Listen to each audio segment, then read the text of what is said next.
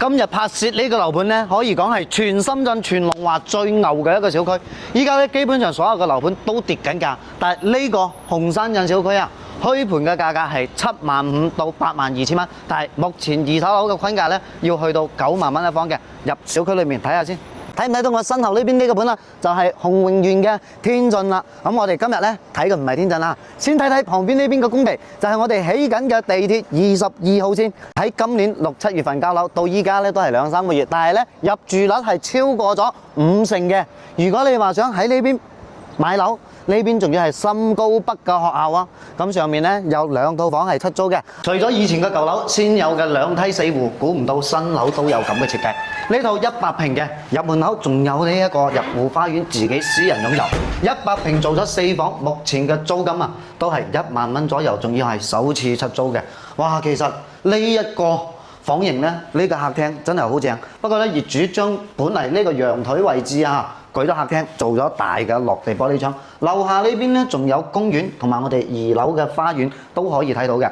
咁廚房咧就喺正我嘅客廳旁邊啦，裡面都好大。旁邊咧仲有個生活陽台喺呢度嘅。咁平時洗衫曬衫就只有喺呢邊啦。冰箱各方面全部都有。最緊要啊，依家樓層唔係好高嘅咋。總樓層28樓，我哋依家喺6樓。除咗客廳我哋開咗燈，房間裏面全部冇開燈嘅，全部做嘅都係呢啲落地嘅玻璃窗，光線咧又非常之唔錯嘅。咁最緊要咧，每一個房佢唔單止做咗有榻榻米啦，包括仲有衣櫃呢啲都全部係搞好晒嘅。100平落嚟做咗4房2廳2衛，所以咧呢邊嘅房型設計咧其實真係好唔錯。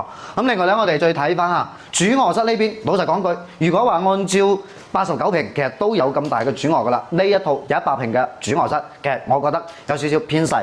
但係大家諗下喎，100平做4房，呢個單位設計好靚啦已經。呢套房嘅樓層就會比較矮少少，3樓78個方嘅3房1衛嚟嘅。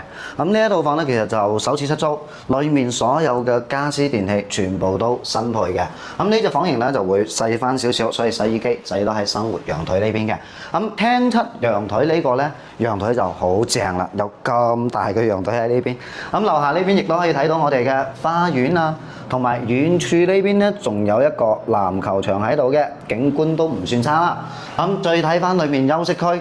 3房1衛裏面，我哋其中一隻房咧係冇擺床嘅，作為一隻書房或者雜物房，但係咧全部都配晒咗空調。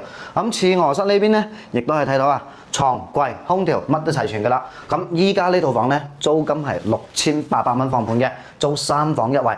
整體嚟講嘅話，如果可以成交，大概喺6500蚊左右可以租落嚟啦。